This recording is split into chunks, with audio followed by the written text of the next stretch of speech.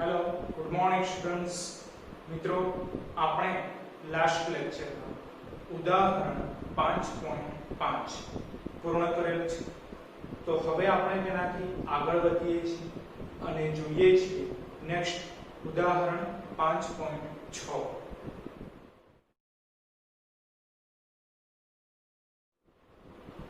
મિત્રો, ઉદાહરણ 5.6 સ્ટાર્ટ કરતા પહેલા આપણે એક નાની થિયરી વિશે ભણી લઈએ, જેમાં આપણે જુદા જુદા પ્રકારના બળો વિશે અભ્યાસ કરવાનો છે. બરાબર છે? જેમાં સૌપ્રથમ આપણે જોઈએ છીએ લંબ બળ, જેની વ્યાખ્યા આ પ્રમાણે છે. લંબ બળ સંપર્ક બળના સંપર્ક સપાટીને લંબ ઘટકને લંબ બળ કેપિટલ N કહે છે. મિત્રો, લંબ બળ જેનો સિમ્બોલ કેપિટલ N થશે, કારણ કે લંબ બળ જેની ઇંગ્લિશ થશે નોર્મલ ફોર્સ, તો એનો સંકેત આપણે કેપિટલ N વડે લઈશું. મિત્રો, યાદ કરો તો ચેપ્ટરના સ્ટાર્ટિંગમાં આપણે સંપર્ક બળ વિશે ભણી ગયેલા, જ્યારે આપણે ઉદાહરણ આપ્યું હતું કે જો કોઈ પદાર્થ ઉપર આપણે બળ એપ્લાય કરીએ અને પરિણામી પદાર્થ ગતિમાં આવે છે, તો એ પદાર્થના સંપર્કમાં આવવું જરૂરી બને. જ્યારે એ પદાર્થને બળ એપ્લાય કરવું હોય ત્યારે જો એ પદાર્થના સંપર્કમાં આવવું જરૂરી બને, તો તેવા પ્રકારના બળને સંપર્ક બળ કહે છે. રાઈટ?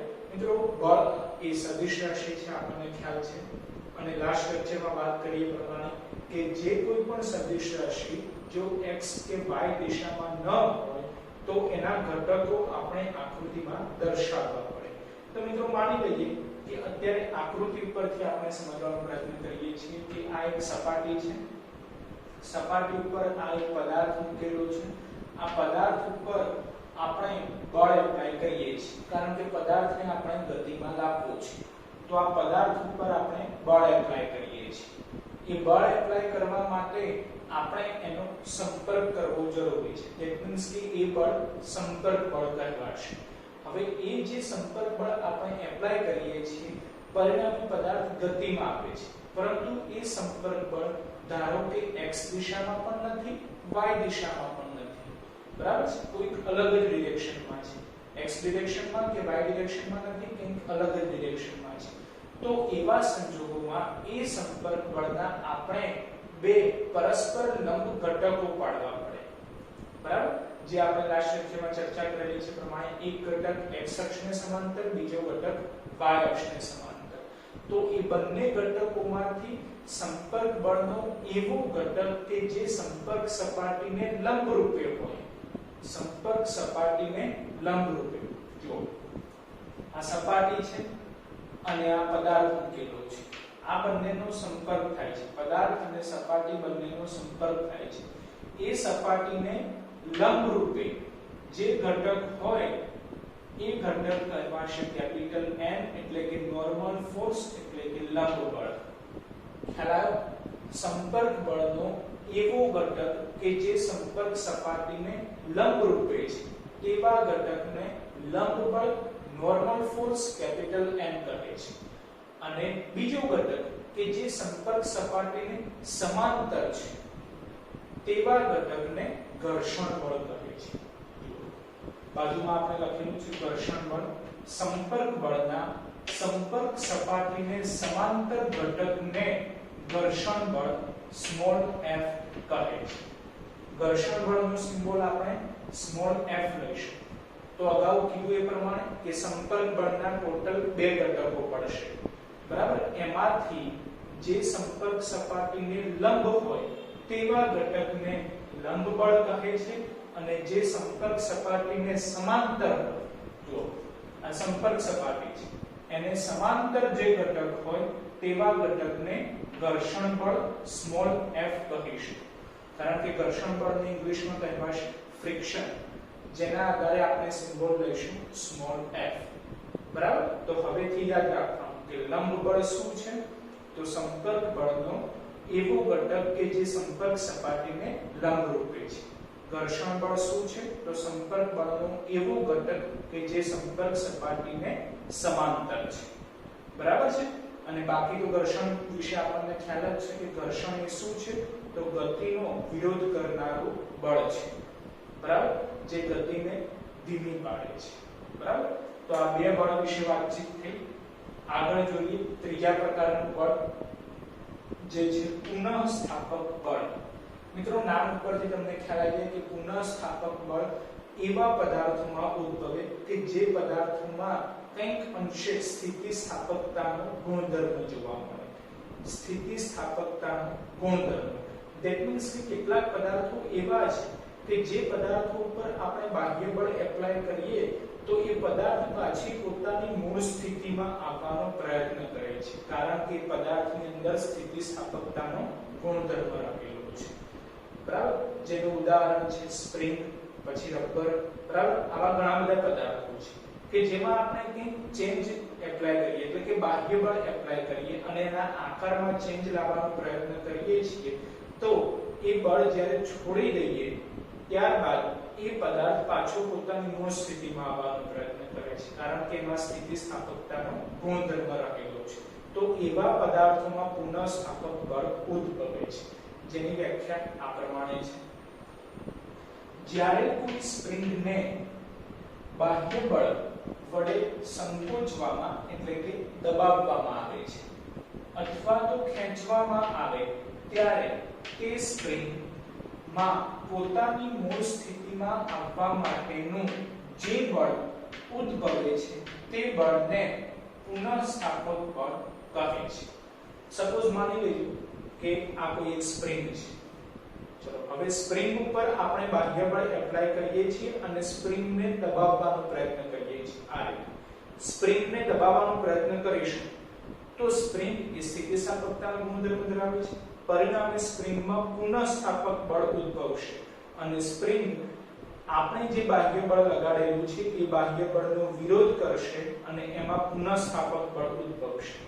મિત્રો ખાસ યાદ રાખવાનું કે આ પુનઃસ્થાપક બળ એ આપણે બાહ્ય બળ જે એપ્લાય કરેલું છે પરિણામે જે સ્થાનાંતર ઉત્પન્ન થયું એ સ્થાનાંતર કરતા વિરુદ્ધ દિશામાં ઉદ્ભવે છે। સપોઝ આપણે સ્પ્રિંગને આ રીતે દબાવીએ છીએ તો સ્પ્રિંગની લંબાઈમાં ઘટાડો થશે, સ્પ્રિંગની લંબાઈમાં ઘટાડો થશે તો જે દિશામાં સ્થાનાંતર થયું એ કરતા વિરુદ્ધ દિશામાં પુનઃસ્થાપક બળ ઉદ્ભવે છે। અને જો સપોઝ આપણે સ્પ્રિંગને ખેંચીએ, બરાબર, બંને બાજુથી આમ રીતે સ્પ્રિંગને ખેંચવાનો પ્રયત્ન કરીએ તો એની લંબાઈમાં વધારો થશે, પરિણામે જે દિશામાં સ્થાનાંતર થાય છે તેનાથી વિરુદ્ધ દિશામાં પુનઃસ્થાપક બળ ઉદ્ભવે છે, બરાબર છે। તો આ પુનઃસ્થાપક બળ મિત્રો પ્રયોગો ઉપરથી માલુમ પડ્યું કે એ સ્પ્રિંગની લંબાઈમાં થતા વધારા કે ઘટાડા એટલે કે ફેરફારના સમપ્રમાણમાં હોય છે, બરાબર। આ બળ સ્પ્રિંગની લંબાઈમાં થતા ફેરફારના સમપ્રમાણમાં હોય છે। પુનઃસ્થાપક બળ જેનો સિમ્બોલ આપણે F લઈએ છીએ અને સ્પ્રિંગની લંબાઈમાં થતો ફેરફાર, મિત્રો ફેરફાર એટલે યાદ રાખો કે લંબાઈમાં વધારો પણ આવી શકે અને ઘટાડો પણ આવી શકે, જેનો સિમ્બોલ આપણે x તરીકે લઈએ છીએ। તો આ સેન્ટેન્સ ઉપર કહી શકાય કે F ચલે છે x, ચલે છે ની નિશાની દૂર કરીને અક્ષાંક મૂકી દઈએ k, therefore F -kx, જ્યાં k શું છે તો જે સ્પ્રિંગ વાપરેલી છે એ સ્પ્રિંગનો બળ અચળાંક છે। હવે ક્વેશ્ચન એ થાય કે માઈનસ ક્યાંથી આવ્યું, તેના માટે હમણાં જ આપણે ડિસ્કસ કર્યું કે જ્યારે પણ સ્પ્રિંગ ઉપર આપણે બાહ્ય બળ એપ્લાય કરીએ છીએ ત્યારે જે દિશામાં સ્થાનાંતર થાય છે એનાથી વિરુદ્ધ દિશામાં પુનઃસ્થાપક બળ ઉદ્ભવે છે। તો એ વિરુદ્ધ દિશાને દર્શાવવા માટે આપણે આ માઈનસ સાઇન લીધેલી છે, એટલે માઈનસ નિશાની શું દર્શાવે છે કે સ્થાનાંતર અને પુનઃસ્થાપક બળ બંને પરસ્પર વિરુદ્ધ દિશામાં ઉદ્ભવે છે, બરાબર। જો અહીં લખેલું છે કે અહીં ઋણ નિશાની દર્શાવે છે કે પુનઃસ્થાપક બળ સ્થાનાંતરની વિરુદ્ધ દિશામાં હોય છે, એટલે જે દિશામાં સ્થાનાંતર થાય એનાથી વિરુદ્ધ દિશામાં પુનઃસ્થાપક બળ ઉદ્ભવે છે એવું દર્શાવવા માટે આપણે અહીં માઈનસ સાઇન લીધેલી છે, બરાબર। આમ તો મિત્રો આ પુનઃસ્થાપક બળનો જે ટોપિક છે એ અત્યારે આપણે શોર્ટમાં ડિસ્કસ કરેલો છે, કારણ કે આના પછીનું નેક્સ્ટ ચેપ્ટર છે ચેપ્ટર નંબર 6, જેમાં પુનઃસ્થાપક બળ વિશે આપણે ઘણી ડિટેલથી ચર્ચા કરવાની છે. એટલે અત્યારે આપણે ખૂબ જ શોર્ટમાં માહિતી મેળવેલી છે કારણ કે આ ટોપિક ચેપ્ટર નંબર 6 નો છે, પરંતુ ક્યાંક ચેપ્ટર નંબર 5 ના કોઈ દાખલા સોલ્વ કરવા માટે આ ટોપિકની જરૂરિયાત પડે, એના માટે આપણે શોર્ટમાં ડિસ્કસ કરીએ છીએ. બરાબર છે મિત્રો? આ ઉપરાંત એક વધારાનું બળ પણ છે, તણાવ બળ. તો એના વિશે પણ આપણે અભ્યાસ કરી લઈએ છીએ. બરાબર? તો તણાવ બળ શું છે એ આપણે સમજી લઈએ. મિત્રો, આ તણાવ બળ વિશે સમજવા માટે આપણે શોર્ટમાં 3 મુદ્દાઓ લખેલા છે. આ 3 મુદ્દાઓ જ તમારે યાદ રાખવાના છે, જેના આધારે તણાવ બળને લગતા બધા જ દાખલા ઈઝીલી સોલ્વ થઈ જશે. બરાબર? અને આ બધી જ જે મેથડ છે એ મેથડ તમારે ખાસ યાદ રાખવાની, જે તમારે JEE નીટને લગતા MCQ સોલ્વ કરવામાં ખૂબ જ હેલ્પફુલ સાબિત થશે. બરાબર? તો સૌપ્રથમ જોઈએ આપણે તણાવ બળ એ શું છે તેની વ્યાખ્યા. દોરીના છેડે લટકાવેલ પદાર્થના લીધે દોરીમાં જે પુનઃસ્થાપક બળ ઉદ્ભવે છે તેને તણાવ બળ કહે છે. જો સિમ્પલ આ રીતે સમજવાનું. સપોઝ આ દોરી છે, દોરીનો આ ઉપરનો છેડો ક્યાંક કનેક્ટ કરેલો છે અને નીચેના છેડે બળ લાગે છે. આ નીચેનો છેડો છે, ત્યાં બળ લાગે છે. બરાબર? તો દોરીના નીચેના છેડે કોઈ પદાર્થ લટકાવેલો છે જેના કારણે બળ લાગે છે. તો દોરીમાં ખેંચાણ બળ ઉદ્ભવશે. એ ખેંચાણ બળ જેને આપણે પુનઃસ્થાપક બળ એટલે કે તણાવ બળ નામ આપેલું છે. બરાબર? સિમ્પલ ડેફિનેશનના આધારે આપણે આ પ્રમાણે ઇમેજિન કરી શકીએ કે જ્યારે દોરીના છેડે આપણે પદાર્થ લટકાવીએ તો દોરીમાં ખેંચાણ બળ ઉત્પન્ન થાય અને એ ખેંચાણ બળને આપણે નામ આપેલું છે તણાવ બળ. બરાબર? આ સિમ્પલ સમજૂતી છે. જોઈએ આગળ નેક્સ્ટ મુદ્દા. જો દોરીના એક છેડે બળ લાગતું હોય તો જે છેડે બળ લાગે છે તેનાથી વિરુદ્ધ દિશામાં તણાવ બળ ઉદ્ભવે છે. ધેટ મીન્સ કે આ દોરી છે, દોરીનો એક છેડો કનેક્ટ કરેલો છે, ઉપરનો છેડો, અને નીચેના છેડે બળ લાગે છે. તો મુદ્દા પ્રમાણે આપણે એવું સમજી શકીએ કે દોરીના જે છેડે બળ લાગે છે તેનાથી વિરુદ્ધ દિશામાં એટલે કે ઉર્ધ્વ દિશામાં તણાવ બળ ઉદ્ભવશે. બરાબર? આ પહેલો મુદ્દો ખ્યાલ આવ્યો? જો દોરીના એક છેડે બળ લાગતું હોય તો જે છેડે બળ લાગે છે તેનાથી વિરુદ્ધ દિશામાં તણાવ બળ ઉદ્ભવે છે. બરાબર? બીજો મુદ્દો સમજીએ. જો દોરીના બંને છેડે બળ લાગતું હોય તો બે તણાવ બળ ઉદ્ભવે છે. આ બંને તણાવ બળનું મૂલ્ય સમાન અને દિશા પરસ્પર વિરુદ્ધ હોય છે. જો સમજવું. દોરી છે, દોરીના નીચે છેડે પણ બળ લાગે છે, ઉપરના છેડે પણ બળ લાગે છે, એટલે કે દોરીના બંને છેડે બળ લાગે છે. તો એવા સંજોગોમાં આ દોરીમાં બે તણાવ બળ ઉદ્ભવે. બંને તણાવ બળનું મૂલ્ય સમાન હોય, દિશા પરસ્પર વિરુદ્ધ હોય. ધેટ મીન્સ કે એક તણાવ બળ ઉપરની તરફ, બીજું તણાવ બળ નીચેની તરફ. એટલે કે દોરીમાં ઉપરના છેડે, નીચેના છેડે બંને છેડે બળ લાગતું હોય તો એક તણાવ બળ ઉપર ઉદ્ભવશે, બીજું તણાવ બળ નીચેની સાઈડ ઉદ્ભવશે. એટલે કે દોરીમાં બે તણાવ બળ ઉદ્ભવશે, પરંતુ બંને તણાવ બળનું મૂલ્ય કેવું હશે? એક સમાન, અને દિશા કેવી હશે? પરસ્પર વિરુદ્ધ હશે. રાઈટ? જો દોરીના બંને છેડે બળ લાગતું હોય તો બે તણાવ બળ ઉદ્ભવે છે. આ બંને તણાવ બળનું મૂલ્ય સમાન અને દિશા પરસ્પર વિરુદ્ધ હોય છે. બસ મિત્રો, આપણે તણાવ બળ માટે આ 3 મુદ્દા ધ્યાનમાં રાખવાના છે, જેના આધારે આપણે હવે પછીના દોરીના અને તણાવ બળને લગતા બધા જ દાખલા સોલ્વ કરી શકીશું. ઠીક છે? તો હવે આ તણાવ બળના આધારે આપણે સોલ્વ કરીએ છીએ ઉદાહરણ 5.6, જેની રકમ આ પ્રમાણે છે.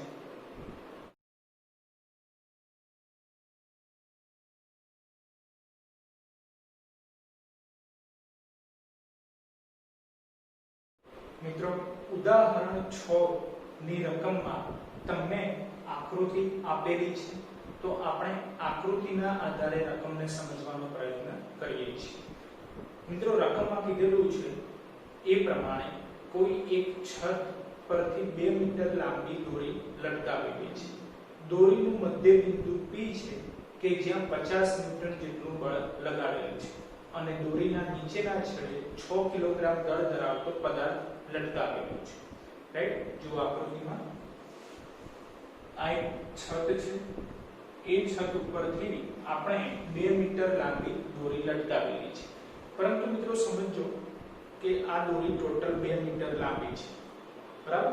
દોરીના નીચેના છેડે 6 કિલોગ્રામ દળ ધરાવતો પદાર્થ લટકાવેલો છે અને દોરીનું એક્ઝેક્ટ મધ્ય બિંદુ જેને આપણે P કહીએ છીએ ત્યાં 50 ન્યૂટન જેટલું બળ લટકાવવામાં આવે છે। ધેટ મીન્સ કે એ 50 ન્યૂટન બળ વડે આપણે દોરીને ખેંચીએ છીએ। બોલો, દોરીને આપણે વચ્ચેથી ખેંચવાનો પ્રયત્ન કરીશું તો ઉપરની સાઈડની દોરી, સપોઝ આ સ્થાનેથી આપણે ખેંચીએ છીએ તો એની ઉપરની દોરી, આ ઉપરની દોરી એ આ રીતે સેજ ત્રાસી ગોઠવાઈ જશે, બરાબર। અને નીચેના છેડે 6 કિલોગ્રામ દળ જેટલો પદાર્થ લટકાવેલો છે, જે કારણોસર નીચેની સાઈડની દોરી, આ નીચેની સાઈડની દોરી એ રીતે સ્ટ્રેટ જ રહેશે, બરાબર। અને એ પરિસ્થિતિ આકૃતિમાં દર્શાવેલી છે, બરાબર। જો રેડ કલરથી આપણે દોરી દર્શાવેલી છે, આ દોરી સેજ ત્રાસી છે અને નીચેની સાઈડ દોરી સીધી દર્શાવેલી છે, બરાબર। કારણ કે આપણે કીધું એ પ્રમાણે કે દોરીનું મધ્ય બિંદુ P છે જ્યાં 50 ન્યૂટન બળ વડે આપણે દોરીને ખેંચીએ છીએ, બરાબર। પરિણામે આ ભાગ ટ્રાયેંગલ થઈ એટલે કે સેજ ત્રાસી થઈ જશે અને આ નીચેના ભાગે 6 કિલોગ્રામ દળ ધરાવતો પદાર્થ લટકાવેલો હોવાથી એ ભાગ આ રીતે સ્ટ્રેટ રહેશે, બરાબર। અને P બિંદુ એ એક્ઝેક્ટ મધ્ય બિંદુ છે, જેના આધારે આપણે કહી શકીએ કે આ જે ભાગ છે એ 1 મીટર જેટલો છે અને આ ભાગ પણ 1 મીટર જેટલો છે, કારણ કે ટોટલ દોરીની લંબાઈ કેટલી છે? 2 મીટર જેટલી છે, બરાબર। તો ખ્યાલ આવ્યો આટલે સુધી? આગળ મિત્રો રકમમાં તમને કીધેલું છે કે જ્યારે દોરડું એટલે કે આ દોરી સંતુલન અવસ્થામાં હોય ત્યારે ઉર્ધ્વ દિશા સાથે બનાવેલો ખૂણો થીટા આપણે શોધવાનો છે। જ્યારે દોરી સંતુલનમાં હોય ત્યારે ઉર્ધ્વ દિશા સાથે બનાવેલો ખૂણો આપણે શોધવાનો છે, બરાબર। તો મિત્રો એવું સમજવાનું કે અત્યારે આકૃતિ તમને રકમમાં આપેલી છે, તો એમાં આ જે બે ગ્રીન કલરથી આપણે ઘટકો દોરેલા છે, આ બંને ઘટકો આકૃતિમાં રકમમાં આપેલા ન હોય, બાકી બધી જ આકૃતિ રકમમાં તમને આપી દીધેલી હશે, ફક્ત આ બે ઘટકો નહીં આપેલા હોય પરીક્ષામાં, આ ધ્યાનમાં રાખવાનું છે, બરાબર। તો એ કેવી રીતે આપણે આકૃતિમાં દોરી શકીએ છીએ, જે રીતે આમાં ડ્રો કર્યા એ પ્રમાણે જ આપણે સમજવાનું છે, બરાબર। અને સાથે દોરી છે, દોરીના છેડે પદાર્થ લટકાવેલ છે, દોરીના છેડે બળ લાગુ પડેલ છે, જેના આધારે આપણે તણાવ બળની આ થિયરી ધ્યાનમાં લેવી પડશે, બરાબર। તો એ દરેકનો આપણે ઉપયોગ કરીએ છીએ અને સોલ્વ કરીએ છીએ દાખલો, બરાબર છે। સૌપ્રથમ દોરીના છેડે 6 કિલોગ્રામ દળ ધરાવતો પદાર્થ લટકાવેલો છે, તો પદાર્થના દળના કારણે અધોર દિશામાં વજન બળ લાગશે। વજન બળ W વડે દર્શાવાય, જેનું સૂત્ર mg થશે। તો W બરાબર mg, m એ પદાર્થનું દળ છે 6 કિલોગ્રામ જેટલું એટલે કે 6, g એ ગુરુત્વ પ્રવેગ છે, ગુરુત્વ પ્રવેગ રકમ પ્રમાણે આપણે 10 મીટર પર સેકન્ડ સ્ક્વેર લેવાનું છે। અગાઉ મિત્રો આપણે વાતચીત કરેલી છે કે જે ગુરુત્વ પ્રવેગની વેલ્યુ રકમમાં જે આપેલી હોય એ લેવી, બરાબર। ન આપેલી હોય તો ફિક્સ 9.8 લેવાનું, પરંતુ રકમમાં અત્યારે 10 આપેલી છે એટલે આપણે 10 લઈએ છીએ, બરાબર।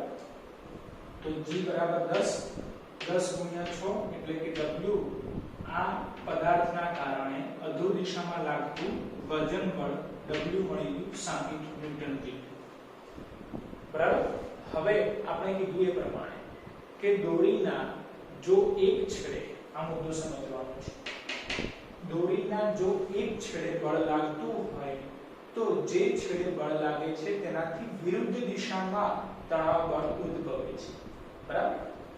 સમજો આ દોરી છે આ રીતે જેનો ઉપરનો છેડો આ છત સાથે કનેક્ટ કરેલો છે પરંતુ નીચેનો છેડો એટલે કે P બિંદુ જ્યાં 50 ન્યૂટન જેટલું બળ દર્શાવેલું છે એટલે દોરીના બે છેડામાંથી એક છેડો કનેક્ટ છે જ્યારે બીજા છેડે 50 ન્યૂટન જેટલું બળ લાગે છે તો આ મુદ્દા પ્રમાણે આપણે શું સમજી શકીએ કે દોરીના જે છેડે બળ લાગે છે તેનાથી વિરુદ્ધ દિશામાં તણાવ બળ ઉદ્ભવે તણાવ બળ જેનો સિમ્બોલ આપણે T તરીકે લઈશું તો જો ઉપરની તરફ આપણે T1 તણાવ બળ દર્શાવ્યું છે T1 બરાબર ખ્યાલ આવ્યો એવી જ રીતે હવે આ દોરી આપણે ધ્યાનમાં લઈએ છીએ દોરી તો એક જ છે પણ P બિંદુથી નીચેની તરફ ધ્યાનમાં લઈએ છીએ આ દોરીના બંને છેડે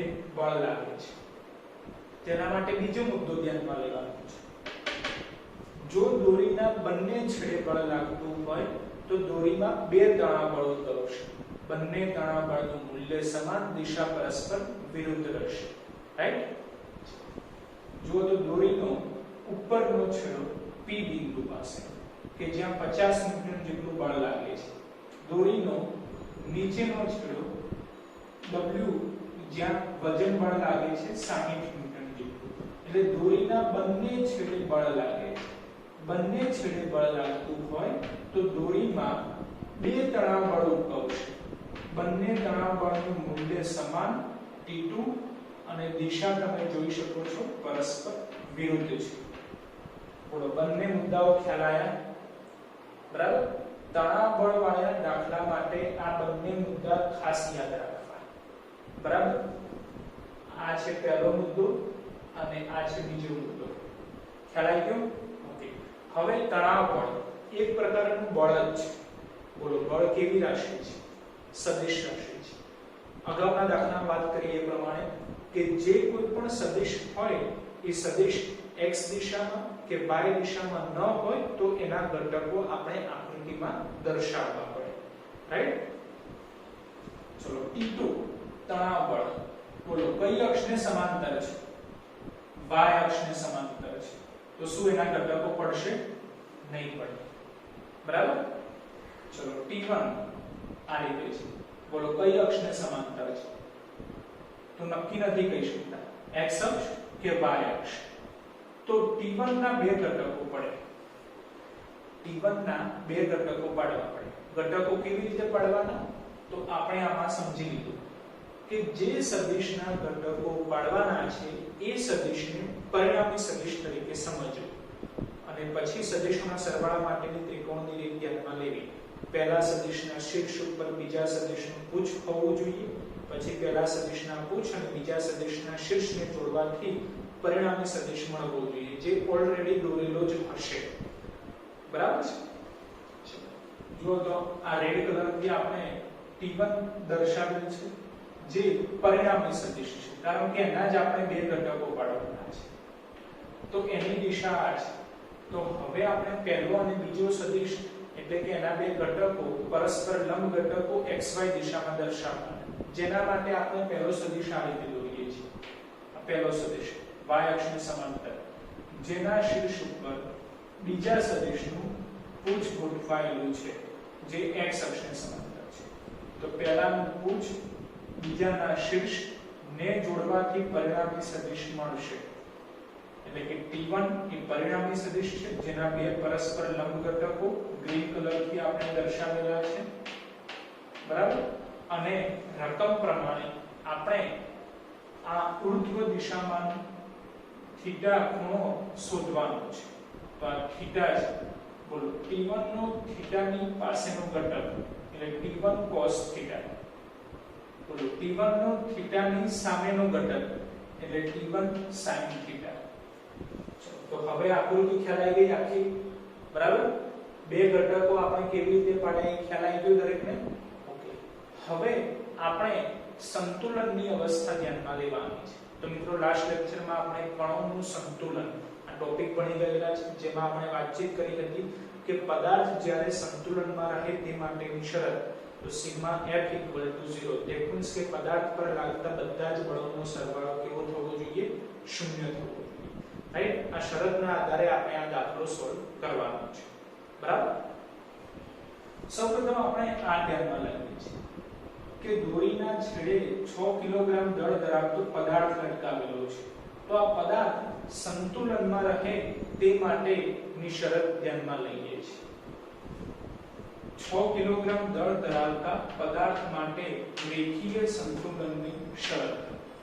રેખીય એટલે કે અત્યારે ચેપ્ટર નંબર 5 જેમાં રેખીય ગતિ થઈ રહી છે, પછી તમે ચેપ્ટર નંબર 7 એક બાજુ ભણી રહ્યા છો જેમાં ચાપ ગતિ થઈ રહી છે, તો એમાં તમે ભણશો આવી જ રીતે ચાપ ગતિય સંતુલનની શરત. ચાપ ગતિય સંતુલન, રેખીય સંતુલન, બે પ્રકારના સંતુલન આવે.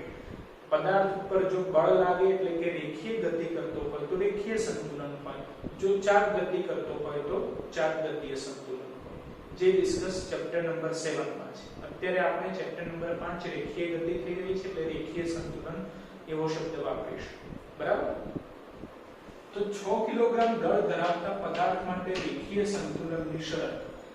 તો હવે આ 6 કિલોગ્રામ દળ ધરાવતા પદાર્થ ઉપર આકૃતિમાં જોવાનું છે કે આટલે નીચેની આકૃતિ, આ P બિંદુથી નીચેની આકૃતિ, P બિંદુથી નીચેની આકૃતિ. બોલો, ઉર્ધ્વ દિશામાં લાગતું બળ બરાબર અધો દિશામાં લાગતું બળ, ડાબી તરફ લાગતું બળ બરાબર જમણી તરફ લાગતું બળ. તો જોવાનું P બિંદુથી નીચેની તરફની આકૃતિમાં બોલો ડાબી તરફ જમણી તરફ કોઈ બળ લાગે છે એટલે કે x અક્ષને સમાંતર કોઈ બળ છે?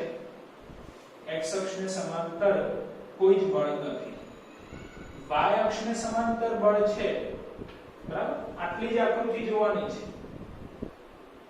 x અક્ષને સમાંતર કોઈ જ બળ નથી, ડાબી તરફ જમણી તરફ કોઈ જ બળ નથી, પરંતુ y અક્ષને સમાંતર બળ છે. એટલે કે ઉર્ધ્વ દિશામાં લાગતું બળ બરાબર અધો દિશામાં લાગતું બળ.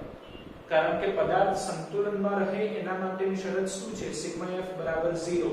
આ પદાર્થ સંતુલનમાં ક્યારે રહી શકે? જ્યારે જેટલું બળ અધો દિશામાં લાગે છે એટલું જ બળ ઉર્ધ્વ દિશામાં લાગે તો પદાર્થ સ્થિર અવસ્થામાં રહેશે એટલે કે સંતુલનમાં રહેશે, જે આપણે અગાઉ ડિટેલમાં ચર્ચા કરેલી છે. એટલે શોર્ટમાં ધ્યાનમાં રાખવાનું કે પદાર્થ સંતુલનમાં રહે તે માટેની શરત ઉર્ધ્વ દિશામાં લાગતું બળ બરાબર અધો દિશામાં લાગતું બળ, ડાબી તરફનું બળ બરાબર જમણી તરફનું બળ, પરંતુ ડાબી જમણી તરફ કોઈ જ બળ લાગતું નથી. એટલે ફક્ત ઉર્ધ્વ દિશામાંનું બળ બરાબર અધો દિશામાંનું બળ. રાઈટ? ઓકે, ચલો તો જુઓ, આટલી જ આકૃતિ જોવાની છે. બોલો, ઉર્ધ્વ દિશામાં લાગતું બળ કયું છે? ઉપરની તરફ હોય એવું બળ કયું છે? તો T2. બરાબર? બોલો, અધો દિશામાં લાગતું બળ કયું છે? તો બે બળો દેખાય, પરંતુ T2 તો આવી ગયું છે એટલે એ લખવાની જરૂર નથી. તો એના સિવાયનું કયું છે? W. એટલે ઉર્ધ્વ દિશામાં લાગતું બળ T2 બરાબર અધો દિશામાં લાગતું બળ W. એટલે આપણે લખેલું છે T2 બરાબર W, અને W કેટલા છે? 60 ન્યૂટન, એટલે ઇક્વલ ટુ 60 ન્યૂટન. બોલો, ખ્યાલ આવ્યો? હવે ઉપરની દોરી ધ્યાનમાં લઈએ છીએ. બિંદુ P ની સંતુલન અવસ્થા માટેની શરત. આ બિંદુ P છે એ સંતુલનમાં રહે તે માટેની શરત. એટલે હવે આપણે ઉપરની આકૃતિ ધ્યાનમાં લેવાની. આટલી આકૃતિ, ઉપરની આકૃતિ. તો બિંદુ P સંતુલનમાં રહે તે માટેની શરત. તો ઉર્ધ્વ દિશામાં લાગતું બળ બરાબર અધો દિશામાં લાગતું બળ, ડાબી તરફનું બળ બરાબર જમણી તરફનું બળ. હવે ડાબી તરફ અને જમણી તરફ બોલો કઈ અક્ષને સમાંતર થાય? x અક્ષને સમાંતર, એટલે કે સમક્ષિતિજ દિશામાં. તો હવે કેટલાક બળો તમે જોઈ શકો છો આકૃતિમાં, x અક્ષને સમાંતર છે અને ઉર્ધ્વ દિશામાં લાગતું બળ બરાબર અધો દિશામાં લાગતું બળ, એટલે કે કઈ અક્ષને સમાંતર થશે? y અક્ષને સમાંતર. એટલે કે કેટલાક બળો ઉર્ધ્વ અક્ષને સમાંતર એટલે કે y અક્ષને સમાંતર છે. તો એવા સંજોગોમાં આપણે x દિશામાં અને y દિશામાં લાગતા બળો અલગ અલગ લખવાના. બરાબર? આ એક ધ્યાનમાં રાખવાનું છે. x દિશામાં તો હવે આ ઉપરની જ આકૃતિ જોવાની છે, આ P બિંદુથી ઉપરની આકૃતિ, અને x દિશા એટલે કે ડાબી તરફ લાગતું બળ બરાબર જમણી તરફ લાગતું બળ. ધ્યાનથી જોજો. બોલો, ડાબી તરફ કોઈ બળ દેખાય છે? ફક્ત ઉપરની આકૃતિ જોવાની છે. ડાબી તરફ કોઈ પણ બળ દેખાય છે તો દેખાશે T1 sin θ બરાબર જમણી તરફનું બળ. બોલો, જમણી તરફ કોઈ બળ દેખાય છે તો 50. એટલે કહી શકાય T1 sin θ = 50. તો જુઓ અહીં લખેલું છે T1 sin θ = 50 સમીકરણ 1. એવી જ રીતે y દિશા લેવાની. y દિશા તો ઉર્ધ્વ દિશામાં લાગતું બળ બરાબર અધો દિશામાં લાગતું બળ. તો જુઓ આકૃતિ. બોલો, ઉર્ધ્વ દિશામાં કોઈ બળ લાગે છે તો આ T1 cos θ. અધો દિશામાં કોઈ બળ લાગે છે તો આ T2. ઉર્ધ્વ દિશામાં લાગતું બળ T1 cos θ બરાબર અધો દિશામાં લાગતું બળ T2. એટલે T1 cos θ બરાબર T2, પરંતુ T2 બરાબર શું લખાય? 60. એટલે આપણે 60 લખી દેના છે. સમીકરણ 2. બોલો, ખ્યાલ આવી ગયો? હવે સમીકરણ 1 અને 2 નો ગુણોત્તર કરી લઈએ. એટલે સમીકરણ 1/2 કરતા સમીકરણ 1 T1 sin θ છેદમાં સમીકરણ 2 T1 cos θ. તો T1 કેન્સલ. બરાબર. સમીકરણ 1 ની જમણી બાજુ 50, 2 ની જમણી બાજુ 60, એટલે 50 ભાગ્યા 60 0 કેન્સલ. T1 cancel. બોલો, sin upon cos tan θ 5/6 0.83. આપણે થીટા શોધવાના છે તો tan ઇન્વર્સ થઈ જશે. થીટા બરાબર tan ઇન્વર્સ 0.83. તો નેચરલ ટેન્જન્ટમાં 0.83 જોવાના. કયા ખૂણા માટે મળે છે? તે એપ્રોક્સિમેટલી 40 ડિગ્રી માટે મળશે. એટલે થીટા બરાબર 40 ડિગ્રી મળશે. રાઈટ? તો દાખલો ગણતરી વાઇઝ એકદમ સિમ્પલ છે. ફક્ત આકૃતિ સમજવાની છે. બરાબર? અને એના માટે કણોનું સંતુલન, જેના માટેની શરત સિગ્મા f બરાબર 0, આ સમજવું જરૂરી છે. એટલે આ દાખલામાં આપણે બે થિયરીનો ઉપયોગ કરેલો છે, કણોનું સંતુલન અને બીજી આ તણાવ બળ. તો આ બંને થિયરી ખાસ દરેકે સમજી લો, કારણ કે હવે પછીના જેટલા પણ દાખલા છે એ દરેક દાખલામાં આ પદ્ધતિનો ઉપયોગ કરેલો છે. અને બને ત્યાં સુધી JEE અને NEET માટે પણ આ કન્સેપ્ટ એકદમ ક્લિયર કરવો. બરાબર છે? કારણ કે આ ટોપિકને લગતા બહુ જ MCQ પૂછાય છે. બરાબર છે? એટલે ખાસ ડિટેલથી આજના બંને દાખલા સોલ્વ કરો, કારણ કે આજના બંને દાખલા ખૂબ જ IMP છે. બરાબર છે?